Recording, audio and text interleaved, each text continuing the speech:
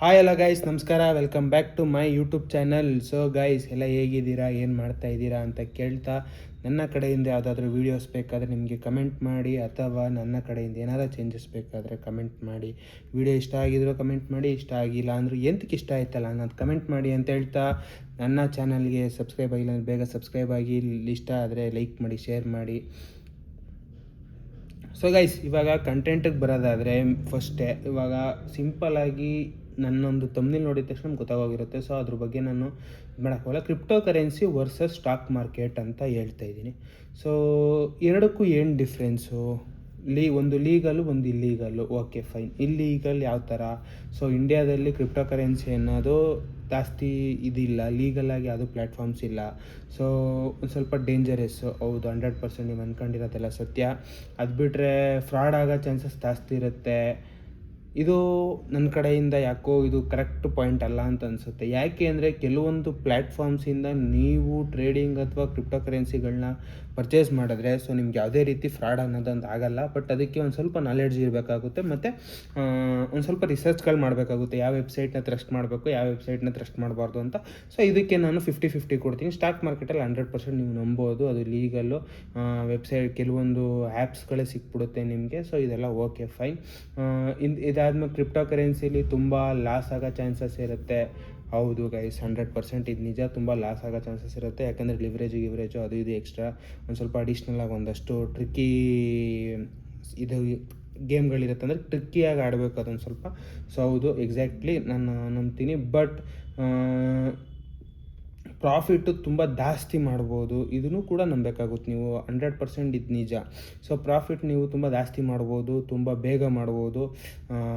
ಅದೇ ಗೈಸ್, ಇವಾಗ ಒಂದು ಹೇಳ್ತಾ ಇಲ್ವಾ, ನೀವು ತಪಸ್ಗೆ ಕೂರೋ ಥರ ಕೂರಬೇಕಾಗುತ್ತೆ. ಮಂತ್ಸ್ ಟುಗೆದರ್, ವೀಕ್ಸ್ ಟುಗೆದರ್ ಆಗೋದೇ ಇಲ್ಲ. Months together 3 to 6 months, max to max 1 yearವರೆಗೂ ಕೂತ್ರೂ ಇದ್ರ ಬಗ್ಗೆ ಕಲಿಯೋಕ್ಕೆ ಫುಲ್ 100% ಕಲಿಯೋಕ್ಕಾಗಲ್ಲ. ನೀವು ಕೂತ್ಕೊಂಡು ತಪಸ್ಸು ಕೂರೋ ಥರ ಕೂತಿ ಸ್ಟಡಿ ಮಾಡಿ, ಗ್ರಾಫ್ ಸ್ಟಡಿ ಮಾಡಿ, ಅದು ಇದು ಏನೇನು ಎಕ್ಸೆಟ್ರಾ ಸ್ಟಡಿ ಮಾಡಿ ಗೇಮ್ ಆಡಿದ್ರೆ ಒಳ್ಳೆ ಪ್ರಾಫಿಟ್ ಮಾಡ್ಬೋದು. ಇದು 100% ನಿಜ. ಅದಾದಮೇಲೆ ಸ್ಟಾಕ್ ಮಾರ್ಕೆಟು ಏನಕ್ಕೆ ಜಾಸ್ತಿ ದುಡ್ಡು ಮಾಡೋಕ್ಕಾಗಲ್ಲ ಗೈಸ್. ಅದು ಒಂದು ಬಂದ್ಬಿಟ್ಟು ನಿಮಗೆ ₹1,000 ಇದ್ದರೆ ₹1,000 ಅಷ್ಟೇ ನೀವು ಟ್ರೇಡ್ ಮಾಡಬೇಕಾಗುತ್ತೆ. ₹1,000 ಅಷ್ಟೇ ಫ್ಯೂಚರ್ ಆ್ಯಂಡ್ ಆಪ್ಷನ್ಸು ಪ್ಲೇ ಮಾಡಬೇಕಾಗುತ್ತೆ. ಮತ್ತು ಆಮೇಲೆ ಇನ್ನೂ ಒಂದೇನು ಅಂದರೆ, ನಿಮಗೆ ಇಲ್ಲಿ ಮೇಯ್ನಾಗಿ ಬರೋದು, ಇವಾಗ ನಿಮ್ಮ ಹತ್ರ ಒಂದು ₹5,000 ಐತೆ. ₹5,000 ಹೋಗ್ಬಿಟ್ಟು ಫಾರ್ ಎಕ್ಸಾಂಪಲ್ MRF ಶೇರು 1,00,000 ಚಿಲ್ಲರೆ ಸಮಥಿಂಗು, ಮಿನಿಮಮ್ ಇಲ್ಲ ಅಂದರೂ 70-80K ಮೇಲಿದೆ MRF ಶೇರ್ಸು. ಸೊ ಇವಾಗ ನೀವು ಗೆಸ್ ಮಾಡಿ, ನಿಮಿಷ ಈಗ MRF SHR share 1,33,235 at present ಇರೋದು. ಸೊ ಆಲ್ಮೋಸ್ಟು ಟಾಪಲ್ಲಿ ಹೋದರೆ ನಿಮಗೆ 1,33,600. ಸೊ ಇಲ್ಲಿವರೆಗೂ ಪ್ರೈಸ್ ಹೈಕ್ ಆಗಿದೆ.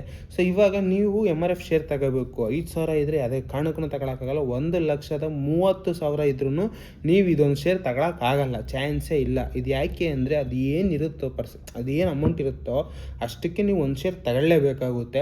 ಸೊ 2 ಶೇರ್ ಬೇಕು ಅಂದರೆ ಇಂಟು 2 ಮಾಡಲೇಬೇಕು, 3 ಶೇರ್ ಬೇಕು ಅಂದರೆ ಇಂಟು 3 ಮಾಡಲೇಬೇಕು. ಸೊ ಅದು ಬಿಟ್ಟರೆ ಬೇರೆ ಆಪ್ಷನ್ನೇ ಇರಲ್ಲ. ಸೊ ನಿಮ್ಗೆ ಏನು ಅಮೌಂಟ್ ಕಾಣಿಸ್ತಾ ಇರುತ್ತಲ್ಲ ಅಷ್ಟಕ್ಕೆ ನೀವು ತಗೊಳಕ್ಕಾಗೋದು.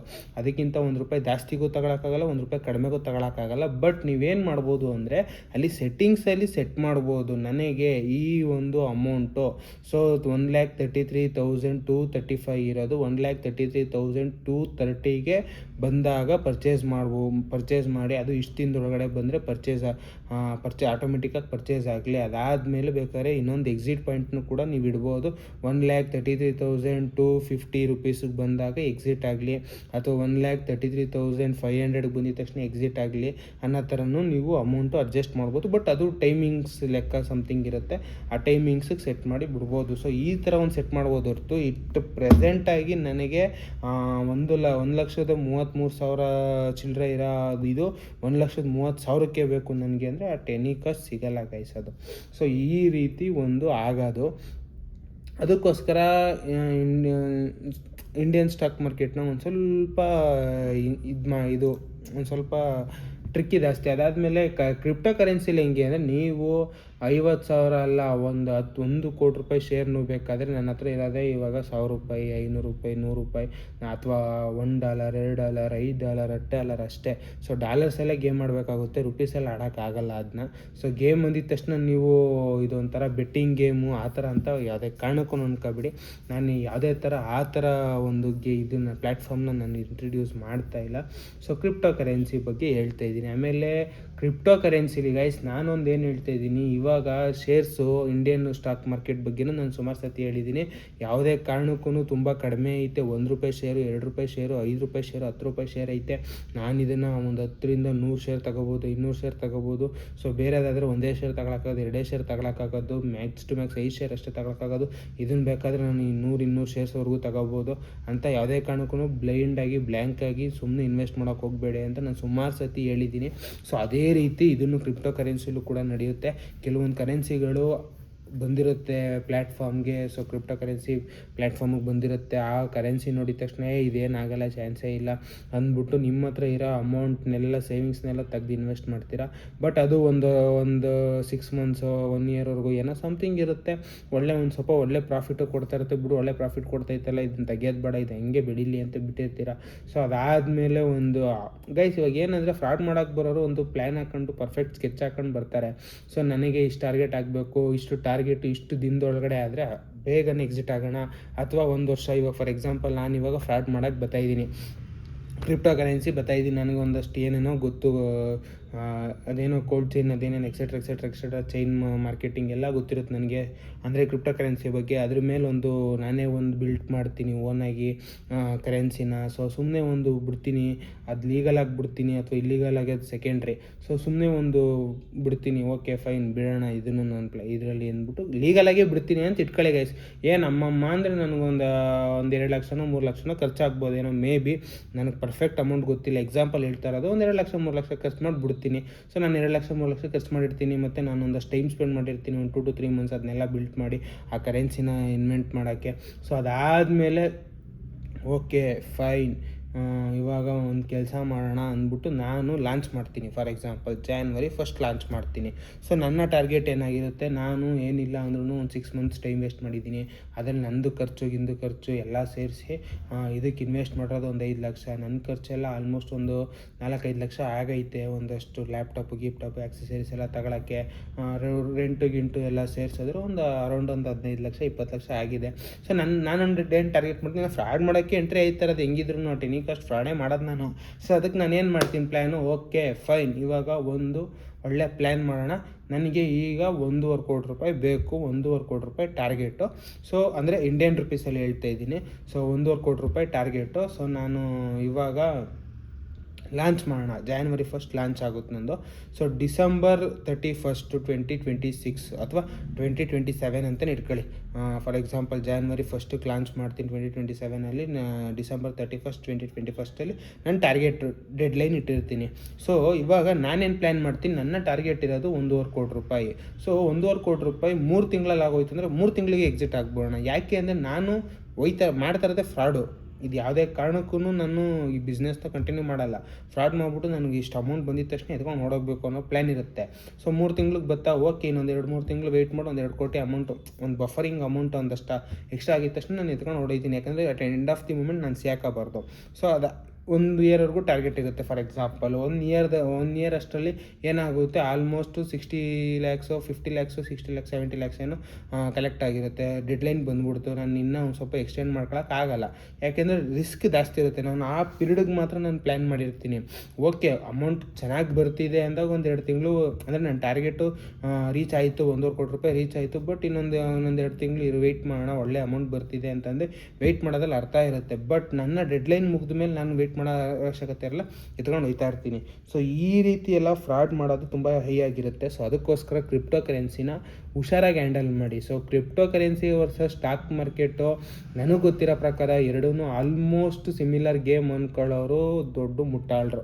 ಸೊ ತುಂಬ ನೆಕ್ಸ್ಟ್ ಲೆವೆಲ್ ಆಗಿರುತ್ತೆ. ಅದಾದಮೇಲೆ ನಾನು ಹೇಳ್ತಾ ಇಲ್ವಾ ಗೈಸ್, ಬೇಕಾದ್ರೆ ಸ್ಟಾಕ್ ಮಾರ್ಕೆಟಿಗೆ ನಾನು ಇಲ್ಲಿ ಕೂತ್ಕೊಂಡೇ ಬೇಕಾದ್ರೆ ಒಂದು 10 ಆ್ಯಪ್ಸ್ ಹೇಳ್ಬೋದು, ಒಂದು 10 ಇದು ಹೇಳ್ಬೋದು, ನಾನು ಒಂಥರ ಟ್ರಿಕ್ ಹೇಳ್ಬೋದು, ಎಲ್ಲ ಹೇಳ್ಬೋದು. ಬಟ್ ಕ್ರಿಪ್ಟೋ ಕರೆನ್ಸಿಲಿ ಮಾತ್ರ ಎಷ್ಟು ಎಚ್ಚರಿಕೆಯಿಂದ ಇರ್ತೀರೋ ಅಷ್ಟೇ ಒಳ್ಳೆಯದು. ಯಾಕೆಂದರೆ ವೆಬ್ಸೈಟಲ್ಲಿ ಟ್ರೇಡ್ ಮಾಡಬೇಕಾಗುತ್ತೆ, ಫ್ಯೂಚರ್ ಆ್ಯಂಡ್ ಆಪ್ಷನ್ಸ್ ಮಾಡಬೇಕಾಗುತ್ತೆ, ಇನ್ವೆಸ್ಟ್ ಮಾಡಬೇಕಾಗುತ್ತೆ. ಆ ಒಂದು ಇಂಡಿಯನ್ ರುಪೀಸಿಂದ ಅಮೌಂಟ್ನ ನೀವು ಕನ್ವರ್ಟ್ ಮಾಡ್ಕೋಬೇಕಾದಾಗ ಅವ್ರ ಹತ್ರ ಕನ್ವರ್ಟ್ ಆಗೋ ಥರ ಏನಿರಲ್ಲ. ನೀವು ಕೆಲವೊಂದು ಟೈಮ್ ಪರ್ಚೇಸ್ ಮಾಡಬೇಕು ಅಂದಾಗ ಹೆಂಗಿರುತ್ತೆ, ಹೋಗ್ಬಿಟ್ಟು ರಿಸರ್ಚ್ ಮಾಡಿ ನಾನು ಇಷ್ಟು ಅಮೌಂಟ್ಗೆ ಇಷ್ಟು ಡಾಲರ್ ತಗೊಳಕ್ಕೆ ರೆಡಿ ಇದ್ದೀನಿ ಅಂತ ರಿಸರ್ಚ್ ಮಾಡಿ, ಓಕೆ ಫೈನ್ ನಾನು ಇವಾಗ ಇದು ಮಾಡ್ತಾಯಿದ್ದೀನಿ ಅಂತ ಅವರ ಅಮೌಂಟ್ಗೆ ಗೂಗಲ್ ಪೇ, ಫೋನ್ಪೇ ಅಮೌಂಟಿಗೆ ನೀವು ಅಮೌಂಟ್ ಕಳಿಸಿ, ಅದಾದಮೇಲೆ ನೀವು ಆ ಒಂದು ಐಡಿನ ಅವ್ರಿಗೆ ಚಾಟ್ ಮುಖಾಂತರ ಕಳಿಸಿದ್ರೆ ಅದಾದಮೇಲೆ ನಿಮಗೆ ಅಮೌಂಟು ಇದು ಮಾಡ್ತಾರೆ. ಇಫ್ ಇನ್ ಕೇಸ್ ಅಮೌಂಟ್ ಏನಾದರೂ ಬರಲಿಲ್ಲ ಅಂದರೆ ಅದನ್ನು ಲೀಗಲಾಗಿ ಪ್ರೊಸೀಜರ್ಸ್ ಬೇರೆ ಥರ ಇರುತ್ತೆ, ಎಕ್ಸೆಟ್ರಾ ನೆಕ್ಸ್ಟ್ ಲೆವೆಲ್ಗಳಿಗಿದೆ. ಸೊ ಒಂದು ಸ್ವಲ್ಪ ಎಚ್ಚರಿಕೆಯಿಂದ ಹುಷಾರಾಗಿದ್ದರೆ ತುಂಬ ಬೆನಿಫಿಟ್ಟು ಅಂತ ನನಗನ್ಸುತ್ತೆ ಗೈಸ್. ಸೊ ಹುಷಾರಾಗಿರ್ರಿ, ಎಚ್ಚರಿಕೆಯಿಂದಿರ್ರಿ ಅಂತ ಹೇಳ್ತಾ ಈ ವಿಡಿಯೋ ನಿಲ್ಲಿಸ್ತಾ ಇದ್ದೀನಿ. So stock market versus crypto currency ಅನ್ನೋದು ಎರಡು separate platform guys. The best ಯಾವುದು ಅಂತ ನನ್ನ ಕೇಳೋದಾದರೆ ಸ್ಟಾಕ್ ಮಾರ್ಕೆಟು. ಯಾರೆಲ್ಲ ಬಿಗಿನರ್ಸ್ ಇದ್ದೀರಾ, ಫಸ್ಟ್ ಇಂಡಿಯನ್ ಸ್ಟಾಕ್ ಮಾರ್ಕೆಟಲ್ಲಿ ಗೇಮ್ ಆಡಿ, ಆಟ ಆಡಿ, ಕಲೀರಿ, ಎಂಜಾಯ್ ಮಾಡ್ಕೊಂಡು ಪೀಸ್ಫುಲ್ಲಾಗಿ ಕಲೀರಿ. ಅದೆಲ್ಲ ಕಲಿತು ಅದೆಲ್ಲ ಪರ್ಫೆಕ್ಟ್ ಆದಮೇಲೆ ನೆಕ್ಸ್ಟ್ ನೀವು ಕ್ರಿಪ್ಟೋ ಕರೆನ್ಸಿಗೆ ಜಂಪ್ ಆದ್ರೂ ಏನೂ ಪ್ರಾಬ್ಲಮ್ ಆಗೋಲ್ಲ. ಫಸ್ಟೇ ಕ್ರಿಪ್ಟೋ ಕರೆನ್ಸಿಗೆ ಹೋಗ್ತೀನಿ ಅಂದರೆ ಬೇಕಾದ್ರೆ ತಪಾಸ್ ಮಾಡಿ ಕೂತ್ಕೊಂಡು 1-2-3 ತಿಂಗಳು ಆರಾಮಾಗಿ ಪೀಸಾಗಿ ಆಮೇಲೆ ಕ್ರಿಪ್ಟೋ ಕರೆನ್ಸಿಗೆ ಎಂಟ್ರಿ ಆಗಿ ಅಂತ ಹೇಳ್ತಾ ಹುಷಾರಾಗಿರ್ರಿ. ಯಾಕಂದರೆ ಎಂಡ್ ಆಫ್ ದಿ ಡೇ ಅದು ನೀವು ಅರ್ನ್ ಮಾಡಿರೋ ದುಡ್ಡು, ನೀವು ಬೆವರು ಸುರಿಸಿರೋ ದುಡ್ಡು. ನೀವು ಅಂದರೆ ನಿಮ್ಮ ಅಪ್ಪ ಅಮ್ಮನೂ ಬೆವರು ಸುರಿಸಿ ದುಡ್ದಿದ್ರೆ ಅದು ನಿಮ್ಮ ಒಂದು ಶ್ರಮನೂ ಇರುತ್ತೆ, ನಿಮ್ಮ ಒಂದು ಬೆವರು ಅವ್ರ ಕಷ್ಟ ನೋಡಿರ್ತೀರ. ಸೊ ಸುಮ್ಮನೆ ಹಾಳಾಗೋದು ಬಿಡಬೇಡಿ, ಎಷ್ಟಾಗುತ್ತೋ ಅಷ್ಟು ಕಲೀರಿ, ಆಮೇಲೆ ಎಂಟ್ರಾಗಿ ಅಂತ ಹೇಳ್ತಾ ಈ ವಿಡಿಯೋ ನಿಲ್ಲಿಸ್ತಾ ಇದ್ದೀನಿ guys. Love you, lots of love, take care guys, bye, signing off guys.